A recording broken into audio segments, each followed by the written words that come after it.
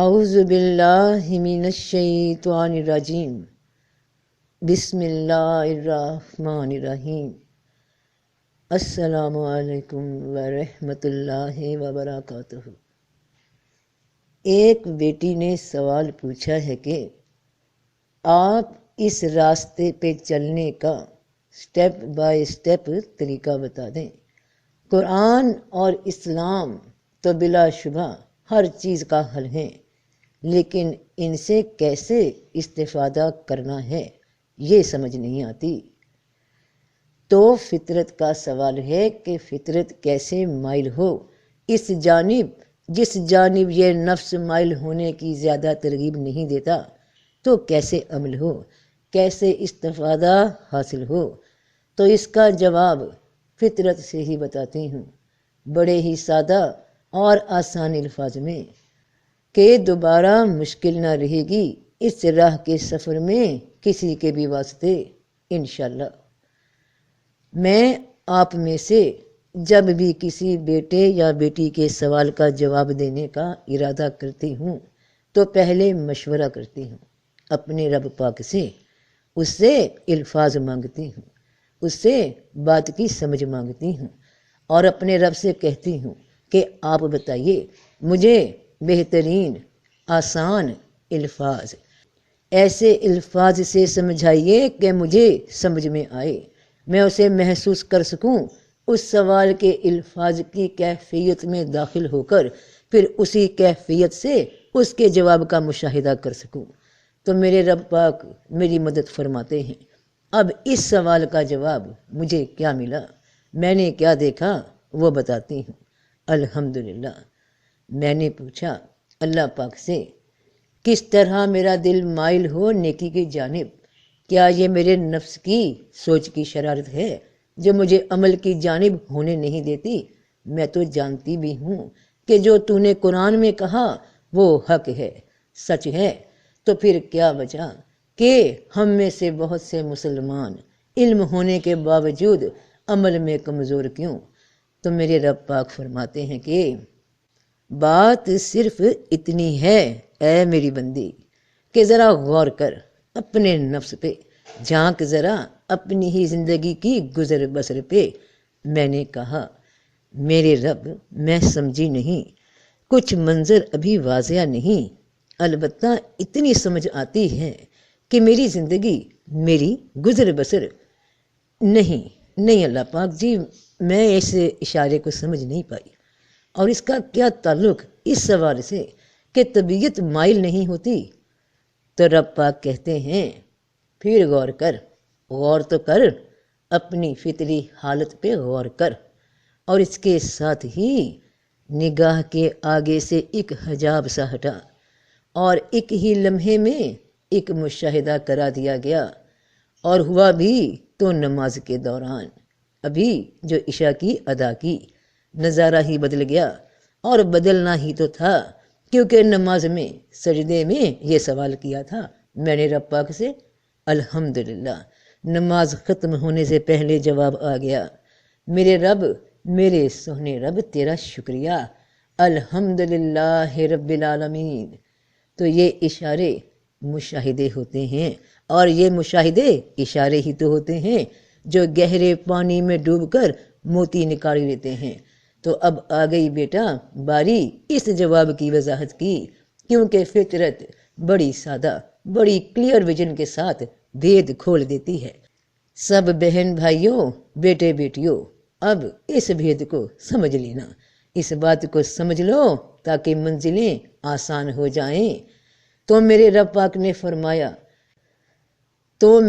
نے فرمایا کہ اپنی زندگی کی گزر بسر پہ غور کر، یعنی یہ میرا جسم مجھے جن ضرورتوں کی طرف مائل کرتا ہے، جیسا کہ اسے بھوک لگتی ہے تو خود بخود کھانے کی جانب بھاگتا ہے، اسے پیاس لگتی ہے تو خود بخود پانی کی جانب بھاگتا ہے، اسے نیند آتی ہے تو کوئی کتنا بھی ہلائے جلائے، سونے سے روکے کہ اٹھو، مگر یہ سو جاتا ہے۔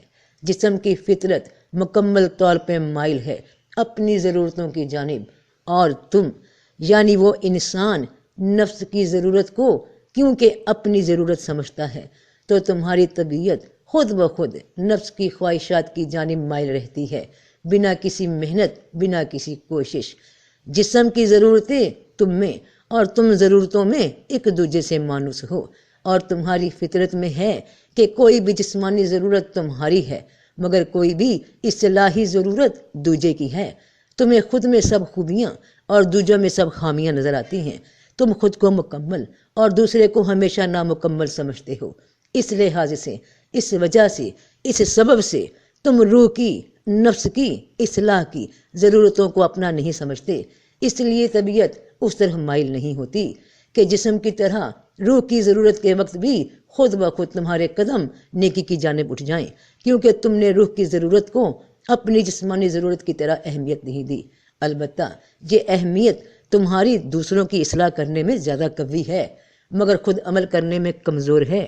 تو پھر جہاں کمزوری ہو، لاپرواہی ہو، اہمیت نہ ہو، یعنی زندگی کے ایک حصے میں اہمیت ہے اور دوسرے میں اہمیت نہیں، اس امر کو سمجھنے کی ضرورت محسوس نہ ہو، اور جہان نفس کی جانب، اس کی ضرورتوں کی جانب ہو، تو طبیعت کیسے مائل ہوگی اس کام کی جانب جس کی تمہیں ضرورت ہی محسوس نہیں؟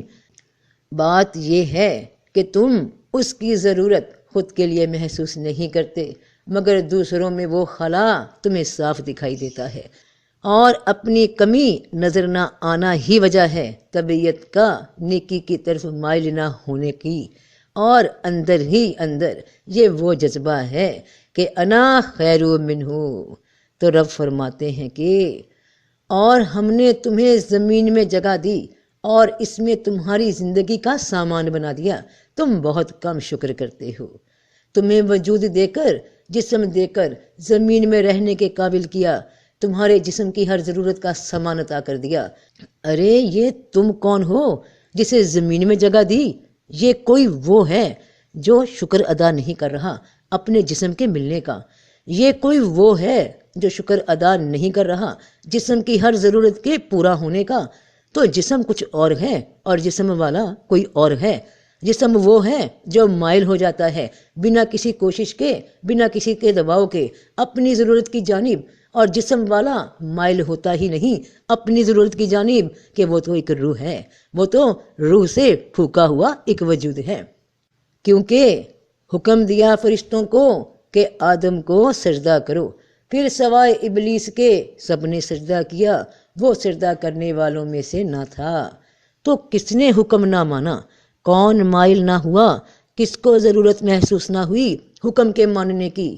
اور یاد رکھو کہ یہ سرکش، اس نے صرف ایک آدم علیہ السلام کی برتری کا انکار نہیں کیا تھا، اس نے صرف ایک آدم علیہ السلام کی برتری کا انکار نہیں کیا، اس نے دنیا کے ہر انسان کی برتری کا انکار کیا، ہر انسان کو خود سے کمتر سمجھا۔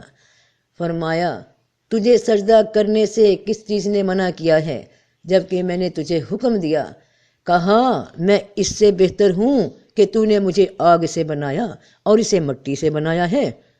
تو تمہارے نفس نے دنیا کے ہر انسان کو خود سے بہتر ماننے سے انکار کر دیا کہ میں ان سب سے بہتر ہوں، اور جب بہتر ہوں تو میری روح کی اصلاح کی ضرورت میرے احساس میں نہ رہی، تو مائل کیسے ہو اگر عاجزی اعتراف نہ پیدا ہوا، ضرورت محسوس نہ ہوئی؟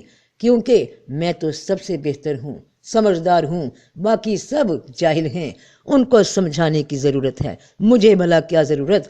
اور یہی جذبہ انسان کو، اس کی طبیعت کو، اس کے نفس کو مائل نیکی کی طرف ہونے دیتا ہی نہیں۔ سب سے بڑی رکاوٹ ہے، نہ ضرورت محسوس ہوگی اپنی اصلاح کی، نہ قدم خود بخود اٹھیں گے خیر کی جانب، چاہے اسلام اور قرآن کتنا بھی صحیح علم دے رہا ہو۔ جب خود کو ضرورت محسوس نہیں، جب روح دیکھ ہی نہیں رہی کہ وہ تو اندھی ہے، اسے اپنا آپ نظر ہی نہیں آ رہا، تو جب تکلیف نہ ہوگی تو علاج کروانے کیوں بھاگے گی؟ تو کوئی زبردستی مجبور کرے، سمجھائے، اور بات سمجھ بھی آتی ہے کہ قرآن اور اسلام تو حق کی راہ دکھا رہا ہے، ہم کیوں نہیں اس راہ سے استفادہ حاصل کر پا رہے؟ کیونکہ مجھے اس کی ضرورت محسوس نہیں ہوتی۔ بس صرف اتنا سا مسئلہ ہے جو خود میں سلجھانا ہے۔